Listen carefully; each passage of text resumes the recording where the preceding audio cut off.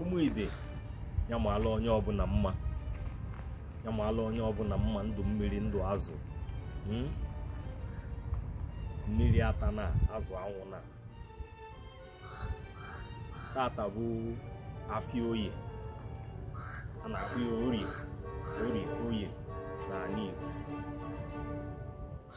Obodo nwere afịa oye niile na-azụ tata anyị na-ekene unu.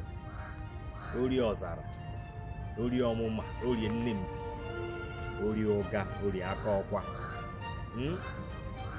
Oye Agu Abagana.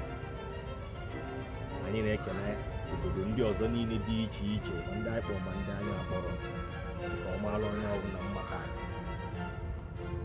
Kedu isiokwu anyị n'ejije anyị tata? Isiokwu anyị bụ oke solu ngwere maa mmiri. Oke solu ngwere maa mmiri, ọkọ ngwere ọya aka oke. The rat that gets drenched alongside the lizard. If the lizard gets dried, will the rat do same? The rat is hairy. The lizard has like a net-like skin.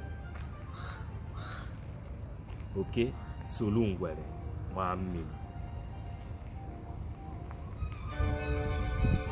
Ka anyị kwụsị ime maka na onye ọzọ na-eme. Ka anyị kwụsị nso. O nwere ife gị nwa bịara ime mepụta ime na onye ọzọ na-eme maka o si dịle onye. Uwe ozuru onye mee nke dị gị n'ime. Emezina na onye ọzọ na-eme. Onye ọzọ na-adị ije ya anakwa ya. Oke solu ngwere maa mmiri, ọkọ ngwere ọ ya akọkwa oke. Ụfọdụ nsogbu ndị mmadụ na-enwegasị n'ụwa taa bụ na ọ rapụrụ nke ya chọba nke onye ọzọ. Akwa akịdị gbalụ m ya gbalụ nwunye di m, nke gbalụ gị ilisi gị.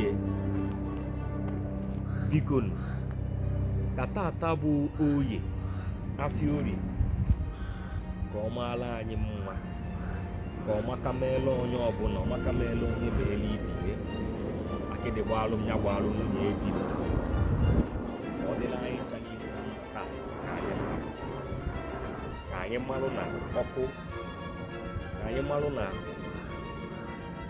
oke solu ngwere maa mmiri, ọkọ ngwere ọ ya akọkwa oke. Ịpụba tata ka ime ihe ịkwadoro nọ nke ị na-eje ime, ife ezitelu gị bịa mee n'ụwa. Focus, a na-akpọ ya focus. Maintain your focus, you will get to your vision. Ka o mesịa nụ.